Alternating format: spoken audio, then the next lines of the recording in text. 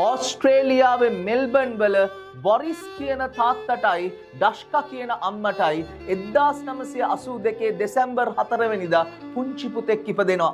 සාමාන්‍යයෙන් මෙහෙම පුතෙක් ඉපදුනහම ඒ රටේ අම්මලට ගොඩාක් මල් එනවා. හැබැයි මේ අම්මට එකම එක මලක්වත් එන්නේ නැහැ. මොකද හැමෝම හිතන්නේ මේ පුතා ලොකු අවාසනාවක් මේ පවුලට ගෙනාවා කියලා. හේතුව මිලියන 100කගෙන් එක්කෙනෙක්ට විතරක් වැළඳෙන ටෙට්‍රා ඇමීලියා සින්ඩ්‍රෝම් කියන ලෙඩෙන් තමයි මේ පුතා ඉපදෙන්නේ. ඩොක්ටර්ස් ලැවිල්ලා කියන්නේ මේ දරුවට කාම කවදාක්වත් ඇවිදින්න බැරි වෙයි, සමහර විට වැඩි කල ජීවත් වෙන එක්කුත් නැහැ කියලා. එයාගේ අම්මා මුළු ලෝකෙම තරම් එයාට ආදරය කරාට අනිත් මිනිස්සු එයාට කරුණාවන්ත වෙන්නේ නැහැ. බැරිම තැන අවුරුදු 8ේදී කඳුළු පුරවගෙන ඇවිල්ලා මේ පුතා අම්මගෙන් අහනවා ඇයි අම්මේ මම මෙහෙම ඉපදුනේ කියලා.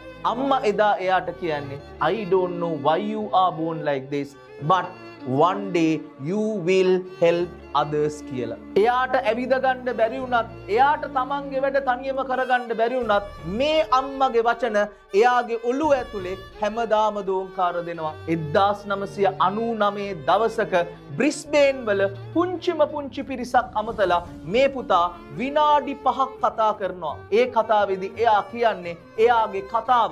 ඒ කතාව අහන ඔක්කොම මිනිස්සු අඬනවා. ඒ වගේම ඉන්ස්පයර් වෙනවා. මේ වගේ ඇවිද ගන්න බැරි අතපය නැති කෙනෙක් කොහොමද මෙච්චර පොසිටිව්ලි ජීවිතය ගැන හිතන්නේ කියලා.